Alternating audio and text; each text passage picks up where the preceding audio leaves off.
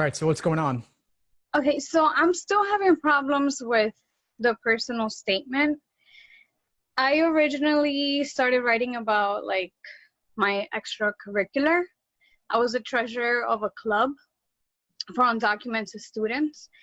But then, you hear information from everywhere and it's kind of like, and I even hear at the workshops with you, like, don't describe your resume all over again, right? So I tried to do a more like an experience, like a random experience. And so I wrote about the mountain climbing. Right. But then now I don't know what to write about exactly. Like, should I just go very informal, meaning like just a personal experience of like nothing relating to school or law school, college, or should I connect it, relate it to something that has to do with school? It's a good question. So more important than the topic is really how personal you get. Obviously, this is not a Dear Diary. It's not a confessional. It should communicate in some way, either directly or indirectly, that you've chosen law school for a reason and that you're ready to take on that challenge. And that could be related to personal growth, or it could be related to exactly what you've done in one particular area. So it shouldn't be a laundry list of your resume, but you can talk about something from your resume in depth. So if it's being the treasurer of this organization for undocumented students, that's a perfectly fine topic. The mountain climbing could also be a perfectly fine topic. The question is how you go about it and how unique is what you're getting out of it. So a story that only you could tell.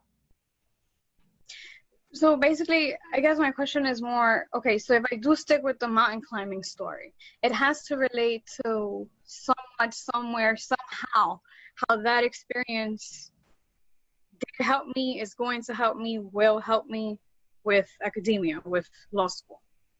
It doesn't have to say this is why law school, but if you write it in a compelling enough way and you show personal struggle, personal transformation through that experience, then it could serve its purpose as a good personal statement.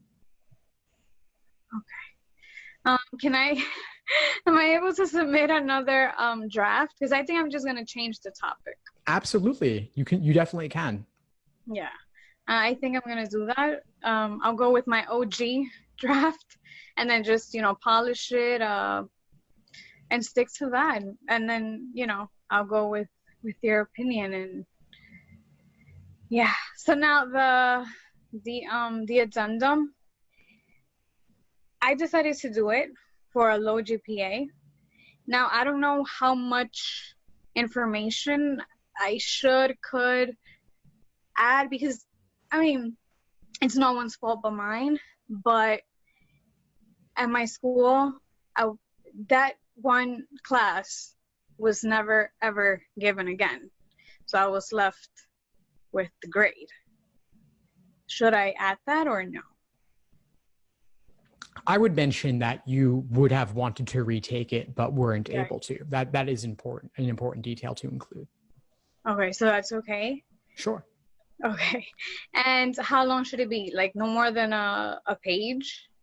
Even less, like really just a couple hundred words, straight, matter of fact, to the point, no sugarcoating, no broad introductory sentences or closing sentences, just get to the meat of it and be as concise as possible. And that is also something that we can workshop in the next month or two. I'll be running workshops on a variety of topics. As you've seen, we've done a handful of personal statement workshops. Tonight, we're doing a diversity statement workshop. We will also cover optional essays and addenda. We'll also cover character and fitness. So every aspect of the application we'll cover at some point. So all of this can be addressed and you can resubmit statements as well. I want to make sure we get to everybody, but we will have room to even do redos as well. Okay. So even the addenda, I could send it to you? Sure. Okay. Now back to the personal statement. I feel like that's the most, important, trying to find your voice, trying to communicate, make that paper and those words as human as possible. I do want to focus on the moment where I gave my speech. that got me elected to the club. And I wanted to speak about one experience, but you see, because it has to do with undocumented people, I don't know, again, how sensitive, how much in depth should I speak about that factor? Well, let me ask you this. Would you want to go to a law school where that was a problem? No, of course not. Then you have your answer. Okay. So I guess if it is a problem for them, it's not the right school. Correct. Correct. Got it. Yeah. And also know that most law schools, academia in general, at least on the legal side of things, they want to help undocumented students. They tend to be more liberal and understanding in nature. And so I wouldn't expect that'll be a problem for the majority of them. Okay, that's great. Yeah. So, and are you, I know that you're in New York. Are you looking to stay in the New York area? Yeah, but I'm also open to go away. But preferably, obviously, for economical reasons, to save a ton of money, preferably to stay in New York. Sure. Well, I'd imagine that a lot of the New York schools are going to be fine with it. And if not, you could always ask. You could get indications from the way they talk about it in the admissions office, how they feel about it. But I imagine that most of the schools you'll apply to will be understanding about it and they won't see it as a problem. Awesome. Now, in terms of length, sometimes, I mean, writing a page and a half, would that be a problem? For personal statement? Right. Or should it be exactly two? Because, I mean, I don't know if they think that the person is just being lazy and not like really taking advantage of the space of the 2 pages. Remind me and just share for a moment, how long was your draft on the mountain climbing? It was a page and a half, a little bit over maybe. And how was the spacing on that? Was single spaced or double? Oh, that was doubled. Okay. Well, I'll share this in general, which is that when you do it right, you'll have no trouble filling up the page. I want you to err on the side of going longer, and then we'll help you cut it down. That's what the workshops are for. But you will fill all the space given when you submit. Got it. And I'm sorry, I'm just jumping back and forth. That's fine. The addenda, it should be double space or single? Generally, everything double. Okay. And the applications will give you space constraints. Okay, so that means it's very short. It is very short, yeah. If our general benchmark for personal statements is 2 pages double spaced, you will fill that. That's not a lot of words. Yeah. And believe me, I've been getting drafts from people in the course where they're giving me like 2 to 3 pages single spaced, which is far too much. And it's a lot of hard work to cut it down, but it's important. Right. Well, that's the thing. I try to stay within the rules, and then maybe I should have said more, and then I could cut it down, So maybe I should just let it go. Yeah, for a rough draft, I want you to give me more so that we have more to work with. Okay, sounds good. Awesome, yeah, so I think I'm just gonna stick to that. The rock climbing was more of like trying something new, but I originally had written about the club. Cool. Let's see what that looks like. I'm looking forward to it. Yeah, I'm excited. I really do want to get this done. I mean, I know that everyone goes at their own pace, but I just want to have that on the side and then just continue and stick to studying with work and with the weather and everything. Yeah. Well, you've got plenty of time. It's just the end of July right now. Applications don't even open for another month plus. So it's good that you're thinking about it now, because that gives us time to go through multiple revisions of everything, and we'll make it all as polished as possible by the end.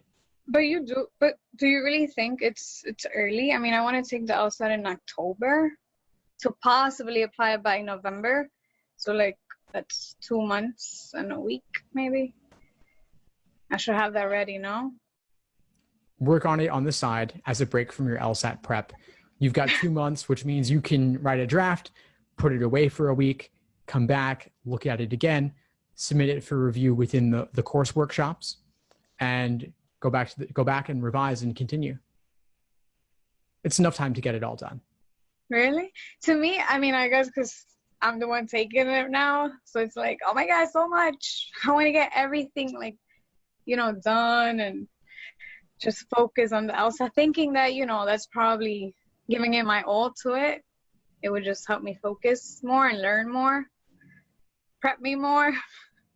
But you've also got to take breaks too. You can't study for the LSAT 10 hours a day. And you may want to take days off from the LSAT too. It's okay. I build in off days to my schedules for a reason. It's a grueling task to prep for this. Honestly, and I'll be honest with you, during the quarantine, I studied every day. And so when I received your schedule and I saw take a day off, I was like, wait, what? We could do that? So now I do take, a day off or half a day off. And I appreciate that. And I think it has helped me. Good. I'm glad to hear it. It's important. I didn't know that until I received your schedule, honestly. Because I thought, the more you put into studying, the more you get. But also, mental health is important, as well as, regain the energy. Yeah. Well, think about it this way. There's the idea of diminishing marginal returns. Then there's the idea where it actually becomes a negative. Like, one scoop of ice cream is delicious. 2 is pretty nice also. 3 is did you really need that third one? Then 4 is I think I'm feeling a little bit too full. Then 5 is uh-oh. So that's right. The idea with studying too. There's enough, there's the ideal, and then there's going beyond the ideal where it actually becomes counterproductive. And that's what you want to stay away from. No, you're so right. I wish I knew this. I mean, I wish I discovered your courses beforehand, but we're here now. So we're here now. Well, I'm glad to have you in the course. You've been a great member of the group, and I'm looking forward to reviewing all your different application essays and having you in class as well. Definitely. So I did receive an email about staying motivated.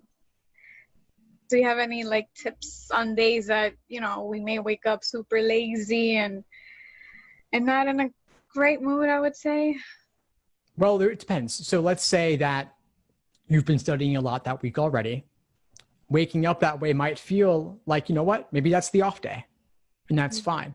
Alternatively, if you haven't studied the past 3 days, you might just need to suck it up and hit the books. So it all depends on the context. I've got a motivation playlist I'll send to you, and that it contains advice from me as well as some general inspiring motivational videos from others. So watch one of those whenever you're feeling a little bit down about it and decide if this is a day to power up, or it's a day where you really need that rest and relaxation. I've got a playlist about meditation and reducing test anxiety that might serve you there too. So it's all about what you need. Yeah, I haven't tried meditation, but maybe I should start. Yeah, it's never too late to start or too early to start. And even just a couple minutes a day could have a massive impact. And if you've got 2+ months to study as you're going for October right now, that could really yield enormous benefits over that amount of time. So I'd recommend trying it even just a couple minutes, focusing on your breath. It's hard at first, it gets easier with time. Still always hard, but the moment where you notice that your mind has wandered and you bring it back, that's the moment of growth right there. And that's like building a muscle that you can also apply during the exam too, if you notice yourself spiraling.